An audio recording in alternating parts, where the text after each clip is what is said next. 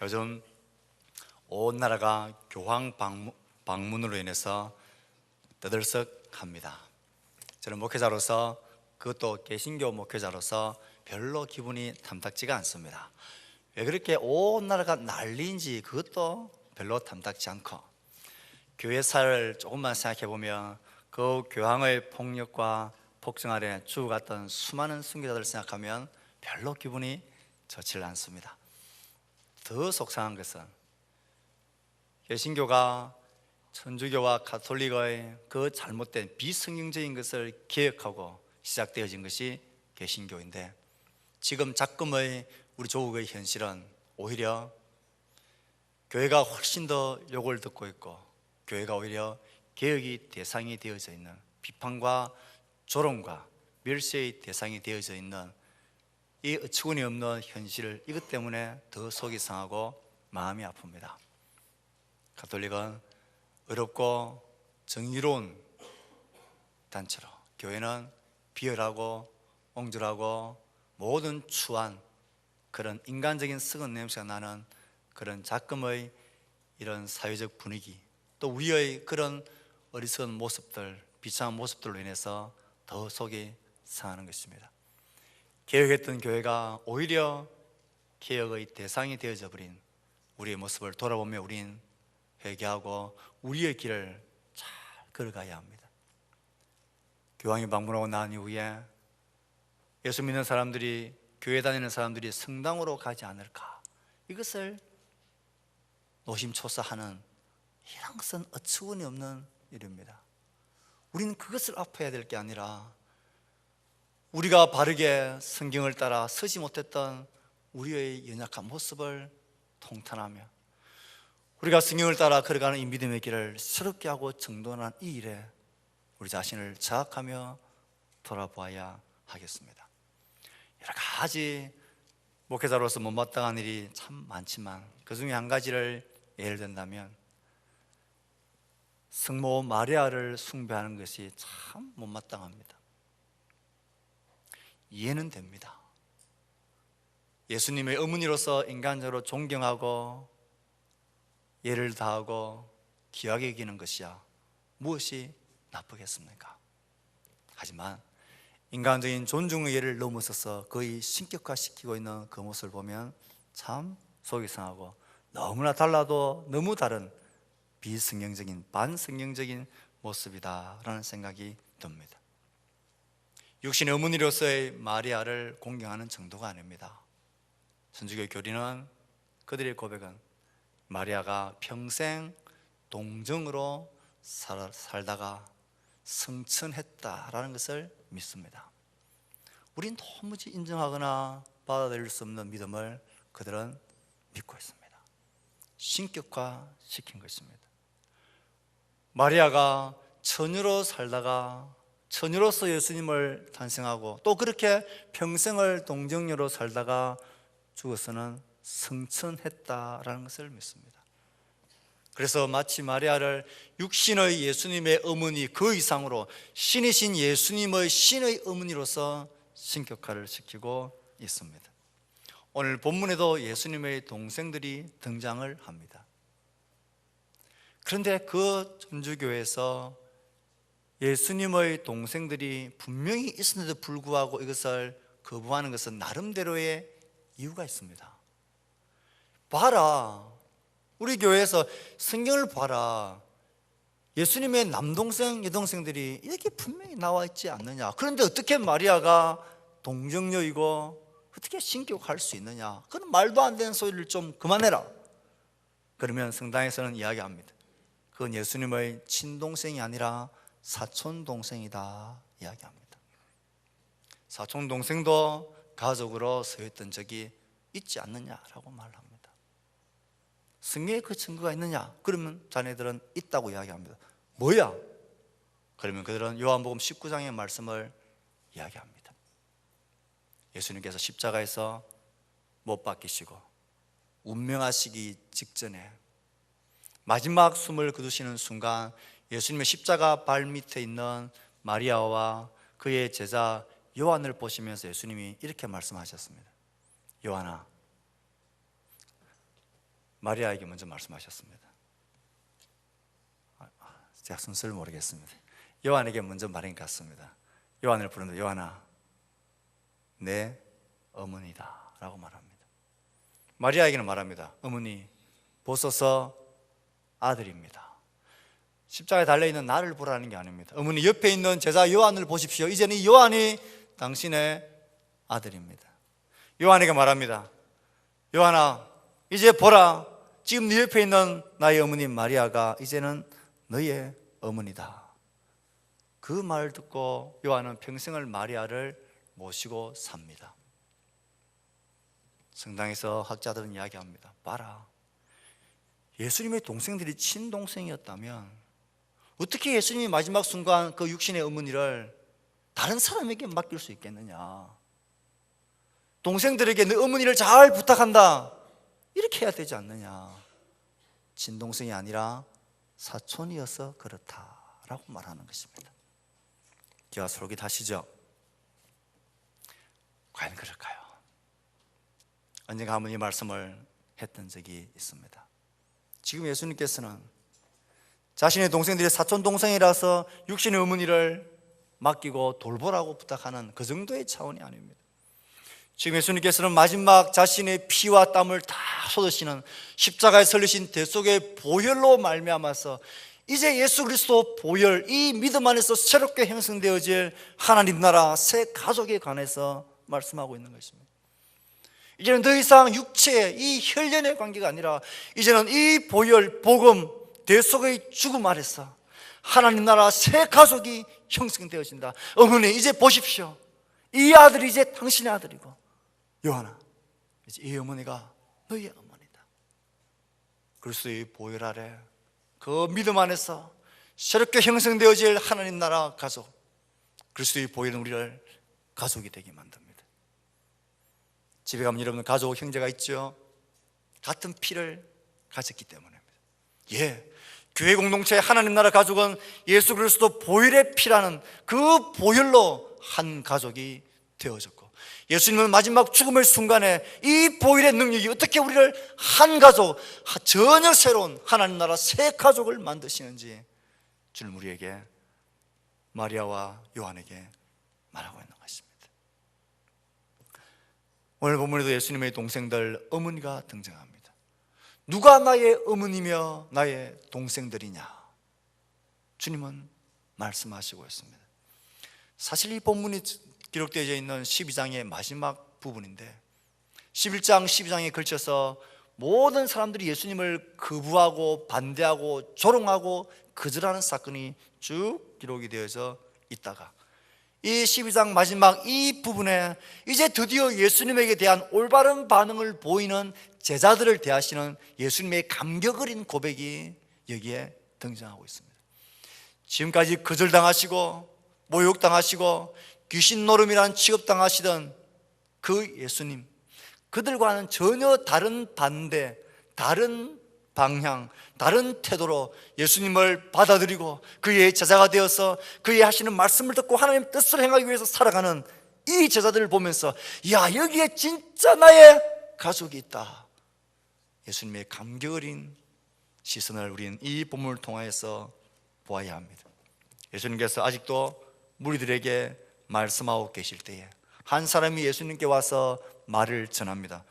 선생님, 예수님, 지금 문 밖에 당신의 어머니와 동생들이 할 말이 있어서 기다리고 있습니다. 빨리 일을 멈추고 어머니와 동생에게 빨리 가 보십시오 라고 말을 전했습니다. 그때 예수님이 정색을 하시며, 누가 나의 어머니며 나의 동생들이냐? 누가 나의 어머니며 나의 동생들이냐?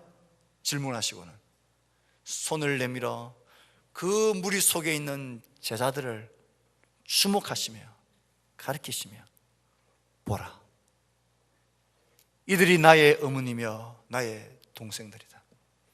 누구든지 내 아버지의 뜻대로 행하는 자가 나의 어머니며 나의 형제며 나의 자매들이다 말씀하셨습니다. 본문의 말씀의 핵심이 아닌 것은 이 어머니와 동생들이 왜 예수님에게로 왔느냐 하는 것입니다. 마가는 예수님이 미쳤다라는 소문이 막 들리니까 이 어머니와 가족들이 그 예수님을 이제 좀 집으로 데려가려고, 그 미쳤다라는 소리, 그 일을 이제 그만 멈추고 데리고 가려고 왔다라는 그런 뉘앙스를 마가에는 말하고 있습니다. 마가는 그런 데서는 관심이 없습니다. 그들이 왜 왔는지, 무엇 때문에 왔는지는 관심이 없습니다. 왜 왔는지 확실하지 않기 때문에 그것은 핵심이 아닙니다. 오히려 그럼 예수님께서는 기존의 부모와 가족 제도를 거부하는 것이냐? 그것도 핵심이 아닙니다. 거부하는 것이 아니라 오히려 새롭게 맺게 될 하나님 나라 가족 관계의 중요성을 예수님은 강조하시고 있는 것입니다. 이 본문을 통해 하나님 나라 가족에 대한 몇 가지 원리들을 살펴볼 수 있습니다. 오늘은 첫 시간으로 두 가지를 이야기할 겁니다. 그리고 다음 주 한 번 더 이 본문을 가지고 설교를 할 것입니다. 하나님 나라 가족이 되는 유일한 조건이 무엇입니까? 그것은 예수 그리스도를 나의 주, 나의 하나님으로 영접하는 것입니다. 다른 말로 하면 예수 그리스도의 보혈의 피가 내 심장과 혈관에 흐르게 하는 것입니다. 예수 그리스도 복음은 우리를 전혀 새로운 차원의 관계로 이끌어 갑니다. 사실 생각해보면 이 땅에서 경험하고 내가 속해 있는 가장 긴밀하고도 독특한 관계는 가족 관계라는 것입니다. 혈연이라는 것입니다. 가족이라는 것입니다. 이 가족 관계는 참 독특하고 아주 특이합니다. 삶의 모든 부분에서 혈연 관계, 가족 관계는 아주 특별합니다. 시간, 공간, 친밀함, 사랑, 섬김, 재정, 장점과 단점, 성공과 실패, 사랑과 미움, 이 모든 것에서 가족은 참 특별한 관계입니다. 그래서 우린 피는 물보다 진하다고 말합니다. 함께 피를 나누는 가족 관계는 그만큼 모든 관계에 우선해서 친밀하고 특별한 관계를 가지기 때문에 그렇습니다. 그런데 예수님께서는 제자들을 향하여 감격스러운 어조로 말씀하시면서 누가 나의 어머니며 형제며 동생들이냐? 내 아버지의 뜻대로 행하는 자 누구든지 나의 어머니요 형제요 자매다 말씀하십니다. 제자들이 예수님의 새로운 가족이 된 이유, 조건이 무엇이었습니까? 이들이 잘나고 못나고서가 아닙니다. 이들은 하늘에 계신 아버지의 뜻을 받들고 행하는 자, 지금까지 말씀드렸다시피 11장 12장에는 예수 그리스도를 다 거절했습니다. 안식일날 병을 고치니까 안식일을 하지 못할 일을 왜 하느냐고 예수를 죽이려고 작정을 합니다. 안식일날 귀신 들려서 눈물고 말 못하는 사람, 말 못하고 듣지 못하는 사람 귀신을 쫓아내니까 이 표적을 본 사람들이 뭐라고 이야기합니까? 당신은 귀신의 왕 바알세불을 힘입어서 이 귀신 노름을 하고 있다라고 성령의 역사를 그들은 모독하고 거역했습니다. 예수님을 향한 표적을 비웃듯 조롱하듯 요구했지 믿지 않았습니다. 마치 예수님을 좋은 수리공으로는 받아들였지만 한 번도 예수님을 자신의 삶의 주인으로는 영접하거나 환영하지 않았습니다. 다 거절했지만 지금 예수님이 손을 내미시면서 보라, 나의 어머니요 나의 형제들을 보라, 제자들을 가리켜서 말씀하셨습니다.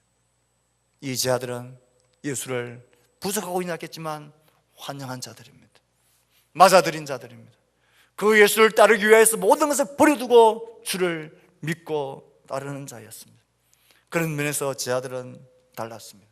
그래서 그들은 하나님의 새로운 가족의 일원이 될 수가 있었습니다.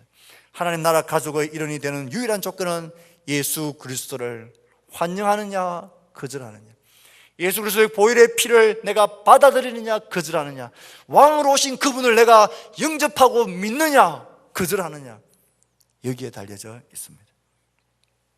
요한은 이 말씀을 이렇게 풀어서 설명했습니다. 그가 세상에 계셨음에 세상은 그로 말미암아 지은 바 되었으되 세상이 그를 알지 못하였고 자기 땅에 오매 자기 백성이 영접하지 아니하였으나 영접하는 자 곧 그 이름을 믿는 자들에게는 하나님의 자녀가 되는 권세를 주셨으니, 하나님의 자녀가 되는 유일한 조건, 유일한 이유, 유일한 근거는 예수 그리스도를 환영하고 받아들이는 것입니다. 예수님을 내가 믿고 영접하는 순간 예수의 영이신 성령님이 우리의 심령 속에 들어오십니다. 이 성령님 우리 안에서 하나님의 뜻을 행하고 싶어하는 거룩한 본능을 주시고 마음을 주시고 또 그렇게 행하실 수 있는 능력을 주십니다. 그래서 하나님의 뜻을 행하는 자가 예수를 믿는 자고 그 안에 성령님이 계신 자고 그 안에 그리스도의 보혈이 흐르는 자입니다.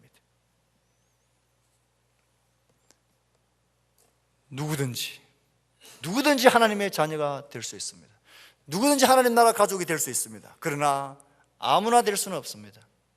누구든지 될 수는 있습니다. 민족적, 신분적, 남녀의 모든 차별을 뛰어넘지만 누구든지 될 수 있지만 오직 한 가지, 예수 그리스도를 나의 주 나의 하나님으로 그 보혈의 대속의 죽음을 믿고 받아들이는 것, 내 심장과 혈관에 예수 그리스도의 보혈이 흐르는 사람, 그런 사람은 누구든지 하나님 나라 가족이 될 수가 있습니다. 예수 그리스도의 보혈을 힘입어 우리는 하나님의 자녀로 그분 앞에 나아갑니다. 동시에 하나님의 아들과 딸로서의 부르심은 가족이라는 공동체로의 부름이라는 사실을 우린 기억해야 합니다. 누구든지 하늘에 계신 내 아버지의 뜻대로 하는 자가 내 형제요 자매요 어머니니라. 우리는 하나님을 향하여 나의 신앙이 고백되어지고 예수 그리스도를 나의 주 나의 하나님으로 고백하는 순간 하나님의 사랑하는 자녀가 됩니다. 하지만 자녀로의 부름은 이미 동일한 믿음의 고백을 하고 있는 형제들과의 가족 관계로의 부름이 자연스럽게 이어진다는 것을 꼭 기억하셔야 합니다. 예수님을 통한 우리의 부르심은 하나님을 대하여서는 하나님의 자녀가 되는 부르심이지만 교회를 향한 부르심은 동일한 하나님을 아버지라 부르는 다른 성도들과는 형제가 되는 가족으로의 부르심입니다. 이것을 등한히하면 안 됩니다. 하나님을 아버지로 믿는 것은 좋고 감사하고 감격스럽고 기쁜데 교회 공동체라는 사람 냄새나고 갈등과 아픔이 많은 교회 공동체 안에서 지체들과 형제의 관계를 누리는 것은 싫다면 그건 성경에서 말하는 하나님의 자녀의 모습이 아닙니다. 그건 성경에서 말하고 있는 구원이 아닙니다. 그건 우리의 주 예수 그리스도가 우리를 가족으로 공동체로 부르셨다는 하늘의 부름, 성경의 부름이 아닐 수 있습니다. 그러므로 형제와의 관계와 공동체와의 가족의 관계를 누리는 것을 소중하게 여기셔야 합니다. 내가 하나님에게서 아들과 딸로 부름받았다라는 강력한 증거 중에 하나는 동일한 부름을 받은 지체들과 형제와 가족의 관계를 누리는 것입니다. 그것이 싫고 그것이 거절되어진다면 하나님의 부르심에 대한 심각한 문제가 있는 것입니다. 가족은 그런 것입니다. 교회는 이 땅에 존재하는 하나님 나라 가족의 실체입니다. 가족 같은 공동체가 아니라 가족 공동체이어야 합니다. 예수님을 따르기로 작정한 모든 사람, 남자든 여자든 노소를 불문하고 어떤 지위와 어떤 형편과 어떤 배경을 불문하고 오직 우리를 하나님 나라의 가족으로 만드는 유일한 조건은 예수 그리스도의 보혈이고 그를 나의 주 나의 하나님으로 고백하고 그를 환영하고 하나님의 뜻대로 살아가는 것을 기뻐하는 자, 그것뿐입니다. 그러므로 우리가 이 말씀을 생각할 때에 교회 공동체 안에서 그리스도의 보혈로 가족된 공동체 안에서 어떤 이유로 다른 배경이나 다른 이유들 때문에 서로가 구별되어지고 차별되어지고 신분의 지위에 따라서 사람을 가려 구하는 필터링하면서 성도를 대하는 이런 자세는 교회와 복음을 정면적으로 대치되어지는 아주 악한 일입니다. 인간적으로 가장 가까운 관계인 부모, 형제라는 인간적 관계 위에 기초해서 건설될 수 없는 것이 하나님 나라 가족입니다. 이 하나님 나라 가족인 교회 안에서 이런저런 인간적인 관계, 예를 들면 지연, 학연, 학벌, 혈연, 동문, 경제적 수준, 삶의 부여, 우리가 남이가 하는 이런 생각들, 이런 것들이 예수 그리스도의 보혈로 하나 되어지는 이것보다 더 우선시 되어져서 이것에 영향을 미쳐서 저 사람은 나하고는 안 맞아, 저 사람은 나하고는 생각이 틀려, 학벌이 어디야, 학벌이 어디야, 대학 안 되겠구나, 어떤 집에서 살아, 무슨 일을 하대, 에이 수준 떨어지는구나, 어디 출신이래, 저 사람이 교회가 아니면 어디서 저렇게 저런 자리에 있을 수 있겠어. 이런 세상적인 인간적인 시각으로 교회에 들어와서 우리의 생각들과 마음들을 나누는 것은 이건 교회를 정면적으로 모르는 사단적이고 악한 일입니다. 교회를 교회되게 만들고 교회 성도들을 하나님의 가족되게 만드는 유일한 조건은 오직 예수 그리스도 그 보혈, 그를 믿고 그의 자녀가 되어 그를 따르는 것입니다. 이것 하나밖에는, 이것 외에는 다른 것이 우리가 형제와 지체를 대하는데 우리를 좌지우지하는 것으로 버려두서는 안 됩니다. 오직 보혈 안에서만 우리는 가족이 될 수가 있습니다. 그러므로 이 보혈이 우리의 가족 되게 하셨다면 이것 외에는 다른 것으로 형제를 보려고 하는 그런 생각들을 아예 그 기초부터 뿌리부터 잘라내야 하는 것입니다. 가족이 되는 유일한 근거가 예수 그리스도를 영접하고 하나님의 자녀가 되는 것, 그 증거가 하나님의 말씀을 따라 살아가는 것, 그것이라면 가족 간의 이 친밀성을, 교회 공동체 안에서 가족 간의 이 친밀함을 누리게 되어지는 비결은 또한 어디에 있을까요? 목회자라면 누구나 교회 공동체를 향한 바람이 있습니다. 저도 그런 바람이 있습니다. 우리 교회 성도들이 모두 가족 공동체로서 서로 친밀함과 행복을 누리는 것입니다. 가족은 그런 것이 아닙니까? 누가 좀 못나고 누가 좀 약하면 가족이란 이름 때문에 돌보고 참아주고 인내해주지 않습니까? 우리 형제들 중에 누가 잘 나가는 사람이 있고 멋진 일을 하는 사람이 있으면 가족이기 때문에 그게 자랑스럽고 자부심이 느껴지고 좋잖아요. 야, 저 사람이 내 형이야, 저 사람이 내 동생이야. 교회 공동체가 가족이라면 그렇게 되어져야 합니다. 저 우리 교회 공동체가 그런 가족 공동체가 되기를 진심으로 바랍니다. 많이 헌신하고 놀라운 일을 행하는 가족이 있으면 야, 우리 속에 이런 가족이 있던 것 때문에 자부심이 느껴져요. 나는 못하고 나는 부족하고 나는 그게 없어도 야, 이런 가족이 우리에게 있고 이런 가족에 내가 속해 있다는 것이 야, 감동적인, 그게 가족이죠. 부모를 섬기는 자식들이 형님이 좀 더 잘생기는 것 보고 동생이 시기하고 질투, 저 형이 저렇게 하는 것은 엄마한테 잘 보여가지고 뭔가 나중에 엄마가 돌아가시고 나면 많은 유산이라도 다 내려고 지금 수작 부리는 거 아니야? 그런 식으로 가족이 형성되어진다면 그 가족을 어떻게 행복한 정상적인 가족이라 할 수 있겠습니까? 저는 우리 교회 공동체 지체들이 할 수 있는 마음대로, 기쁜 마음대로 최선을 다해 섬길 수 있는 것을 아버지를 섬기는 마음으로 섬기는 그 모든 것에 박수를 보내주고 싶습니다. 큰 것을 많이 섬기는 분들에게는 크고 많은 기쁨의 박수를 보내고 싶고, 마음은 정말 한결같은데 나의 형편이 이래서 이것밖에 못하는 그 마음 그대로를 하나님이 받으실 것입니다. 그것을 격려하고 축복해서 그런 가족이 되기를 바랍니다. 이런 가족의 친밀함, 부모가 원하는 것은 그것입니다. 저는 아이를 셋 키우고 있습니다. 부모가 되어보니 좋은 부모의 마음을 조금 알 것 같습니다. 어릴 때는 말로만 그랬지만 친하게 지내라, 싸우지 마라, 그렇게 말을 많이 했지만 지금 생각해보니 부모들이 진짜 원하는 게 뭘까? 이전엔 부모님들이 제일 먼저 원하는 게 자식들이 잘 되는 것이라 생각을 했습니다. 부모님의 꿈이도 소원은 자식 잘 되는 것입니다. 자식이 잘 되는 것입니다. 그런데 이제는 생각이 바뀌었습니다. 아무리 자식들이 개별적으로 잘 되고 잘나고 잘 성공해도 이 자식들이 만나면 싸우고 시기하고 질투하고 교만하고 우울하고 좌절하고, 만나기만 하면 이런 다툼이 있다면 그 그 부모는 실패한 부모인 것입니다.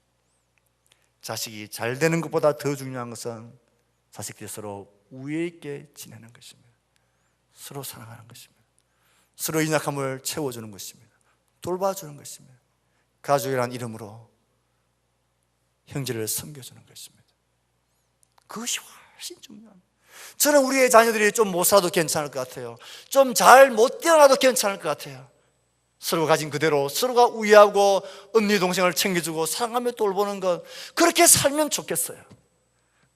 우리 교회 가족을 향한 하나님의 마음도 그렇지 않겠습니까?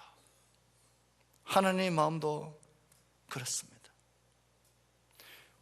이런 친밀한 가족을 이루기 위해서 우린 여러 가지 생각들과 하고 노력을 합니다. 어떤 분들은 취미 활동을 통해서 이렇게 서로 챙겨주고 돌보는 일을 하려고 하기도 애를 씁니다. 봉사하는 일을 하기도 하고, 사랑방이라는 이름으로, 기간이라는 이름으로, 그 다음에 여러 가지 사역과 훈련이라는 이름으로 모여서 우리는 서로를 격려하고 서로가 함께 하기 위해서 친밀함을 합니다. 그런데 여러분, 가만히 보시면 재미있는 게 있습니다. 어떤 모임들은 활 타오르다가 싹 사라지는 것도 있고, 어떤 모임들은 그냥 별지 않은 것 같은데 점점 잘 진행되어 가는 모임이 있습니다. 무엇이 다른 것일까요? 예수 그리스도의 보혈에, 예수 그리스도를 믿는 이 믿음 위에, 하나님의 뜻을 행하는 것 위에 이 교회 가족이 탄생되어지고 근거하고 그 기초 위에 섰습니다. 이 기초 위에 섰 하나님 나라 가족 지체들이 어떻게 하면 그 친밀함을 깊게 누리고 강하고 풍성한 삶을 향해 나아갈 수 있겠습니까? 더 많이 모여서 식사하고, 더 많이 교제하고, 더 많이 즐기고, 더 많은 대화를 나누는 것, 예, 소중하고 필요합니다. 하지만 진짜로 그 모임이 강화되기 위해서는 우리를 하나 되게 만든, 우리를 모험의 부름, 이 기초, 이 본질적인 일 앞에 하나님 뜻을 행하는 그 일에 집중해야 합니다. 그것을 놓쳐버리면 아무리 친하게 지나고 재미나게 지나고 신나게 가까이 지내도 그게는 영적 능력이 사라져버립니다. 모이면 허무해져 버립니다. 우리가 어떤 모임이든 어떤 취미 소그룹이든 어떤 활동이든 어떤 성김이든 우리 속에 우리를 이렇게 모임으로 불러주신 하나님의 뜻이 있을 것인데 그 뜻을 추구하며 목적하며 달려가고 애써야 합니다. 그래서 우린 각자 개인을 향해서, 우리를 향해서, 공동체를 향한 하나님의 선하시고 기뻐하시고 온전한 뜻이 무엇인가를 늘 분별하며 그것을 힘을 써야 합니다. 어떻게 우리를 향한 하나님의 뜻을 행하는 자가 될 수 있습니까? 그 뜻을 어떻게 알 수 있습니까? 무엇을 통해 알 수 있습니까? 하나님의 말씀을 배우는데 관심을 가져야 합니다. 그 말씀을 가지고 기도하는 일에 서로 격려하고 힘을 써야 합니다. 훈련받는 일에 서로를 독려하고 격려하며 서로를 이끌어 줘야 합니다. 예배하며 주 앞에 서는 이 일 앞에 애를 쓰셔야 합니다. 이 본질적인 일을 소홀히 한 채 더 많은 밥을 먹고 더 많은 대화를 나누고 더 많은 친교를 나누는 것이 우리의 영적 생활을 강화시키는데 효과적이지는 못합니다.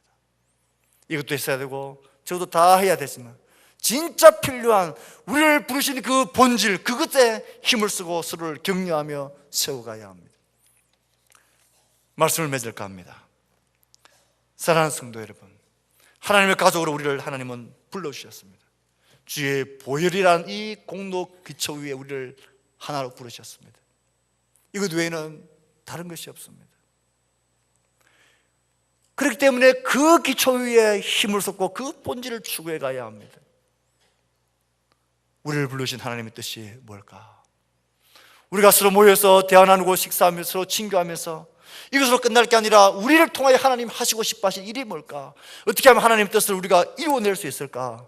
그것에 힘을 써야 합니다. 우리는 오늘 예배하면서 임내성으로 주의 보좌로 나아갈 때에 어떻게 나아가야 할까 찬양했습니다. 예수 그리스도 보혈을 힘입어 오직 십자가의 사랑으로, 십자가의 보혈로, 그 완전한 사랑으로 우리는 하나님 앞에 나가서 그의 사랑받는 아들과 딸이 됩니다. 동일한 주 보혈의 능력과 그 완전한 사랑으로 하나님에게로 나아갈 뿐만 아니라 우리는 우리의 지체들을 향하여 우리의 가족에게로 나아가야 합니다. 이 보혈의 은혜가 우리 가운데 끊어지지 아니하도록 하나님의 뜻을 추구하고 따르고 그 보혈이 내 속에서 흐르게 하는 일에 관심을 가져야 합니다. 그 뒤에 서로 교제하는 것, 서로 식사하는 것, 서로 나눔을 가지는 것, 그것이 사해져 가야지 이 기초가 완전히 무너져버린 채 그것만을 위해서 모인다면 우리의 모임은 힘을 잃게 될 것입니다. 하나님 우리를 하나님 나라 가족으로 부르셨습니다. 이 소중한 지체들을 불러주셔서 우리의 형제와 자매로 삼으신 것이 얼마나 감사한 일입니까? 얼마나 고마운 일입니까? 우리를 부르신 그 부름을 쫓아서 그 유일한 조건된 그 예수 그리스도의 보혈을 말미암아 하나님의 뜻을 따라 행하는 자로 힘있게 서로를 격려하며 살아갑시다. 너를 불러주시고 우리를 불러주셔서 하나님께서 하시고자 하시는 그 아름다운 일들이 우리를 통하여 환히 멋지게 펼쳐질 수 있도록 기도하며 서로 격려하며 서로를 세워가는 우리 공동체가 될 수 있기를 주의 말씀으로 축복합니다. 아멘.